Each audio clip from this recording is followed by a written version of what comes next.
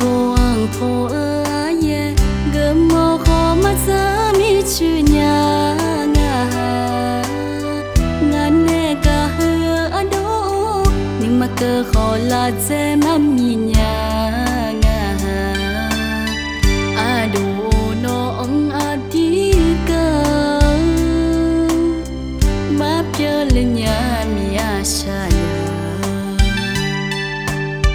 utsiu khó mà yêu khá lên nhà nhưng mà xin nó gió ga để nhà lệ à đủ xin nhà mà là nó cả ở ba ta này người lô ngàn nè cả tâm bé ở mi nè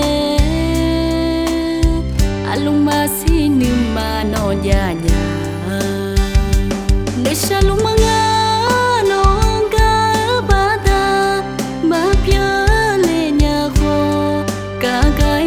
gió luma để xa lung mà ngã nó cả ba ta mà bia lệ nhà khô cả cái ngã gió luma xin nhà mà lô nó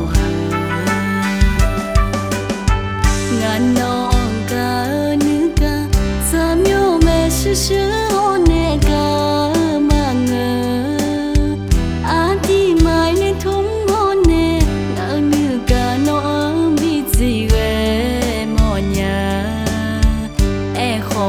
mà phía lên nhà bờ nhưng không mà chỉ gió lùa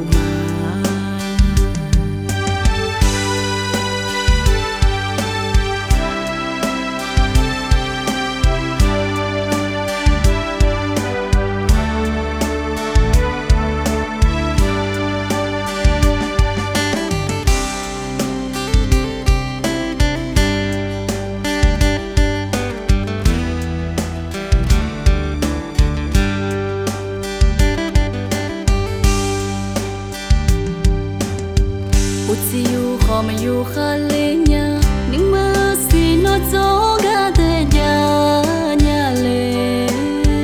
à đủ xin nhà mà là nó cả ở ba ta này người lô ngàn nè cả tâm bé ở mi nè à lung mà xin nhưng mà nó nhà để xa lung mà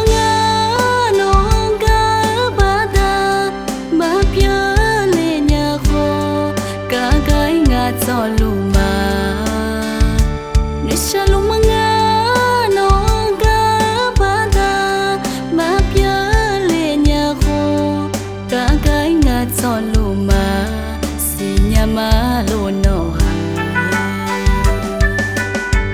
ngã nó cả nữ cả sa miêu mẹ sư sư hôn nè cả mà ngờ à đi mai nên thúng